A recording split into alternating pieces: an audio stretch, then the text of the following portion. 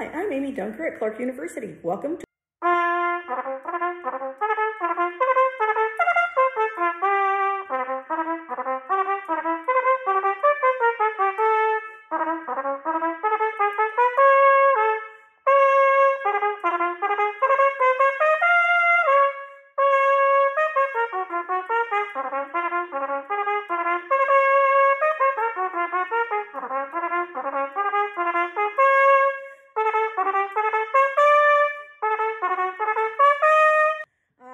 This is the Brandt 34 Studies, number 12, a la Polaka. A Polaka is a Polish dance.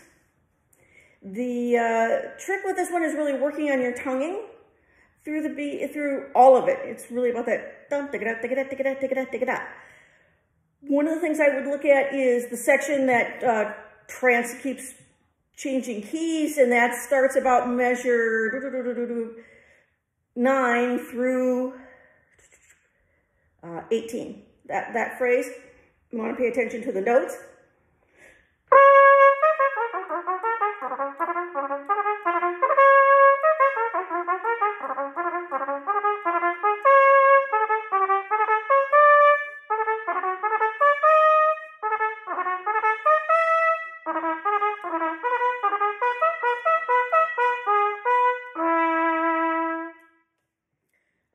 Anytime you do a ritardando, you still want to have a concept of where the beat is, and I try to land on a beat when I end coming through a ritardando. So it's figuring out basically how to make it very measured as you go through, and it'll feel a lot better.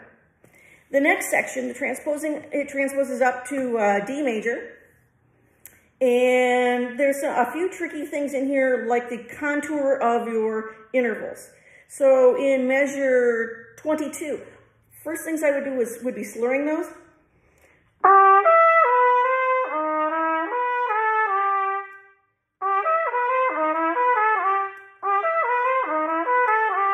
And then when you get them up to speed, one of them I found particularly difficult was measure 33, again, slurring.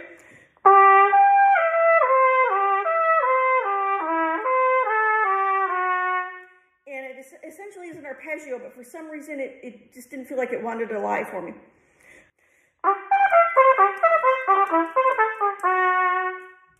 So you want to work through that one and slurred. So those in there, I know it's just an arpeggio, but for some reason it doesn't feel like it wants to lie, or maybe my fingers don't remember where they want to go. 35 through 40 is really like the beginning. It's just a recap. The ending, when you've got this big arpeggiation of the G major chord, you're coming home. Again, I would slur it first.